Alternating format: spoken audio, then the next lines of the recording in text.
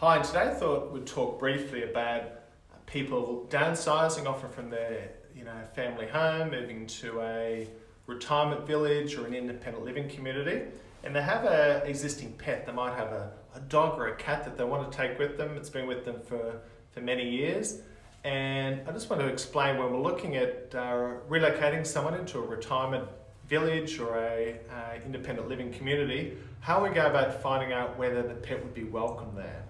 And of course, there's two types of pets. There's the current existing pet that has been living with them. Then there's also the acquisition of a new pet that they might look at buying in the future.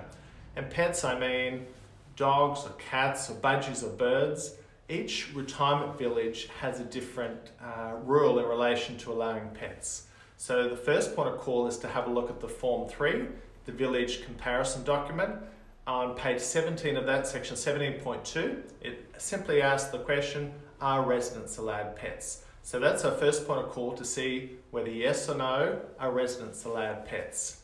Quite often if it says no, great, we know the answer to that one. If it says yes, however, it often refers us to particular guidelines. Now, we get those from the village operator, and that specifies the requirements of the pet.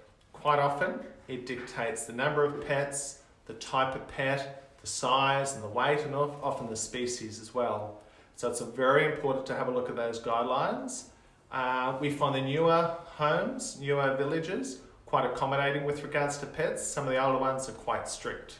We had a case recently looking at an independent living community for a client whereby existing pets were allowed, but once that pet passed away, they weren't allowed to have a new pet. So that was kind of an interesting take, an interesting guideline as well. So that allowed our client to determine whether that independent living community was the right one for them.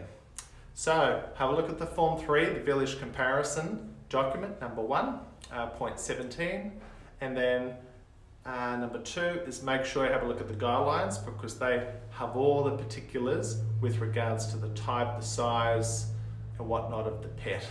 Because as we know, a lot of people downsizing, taking their pet with them really helps them settle into the new home. And yeah, where possible, it's most important that pet goes along for the ride as well.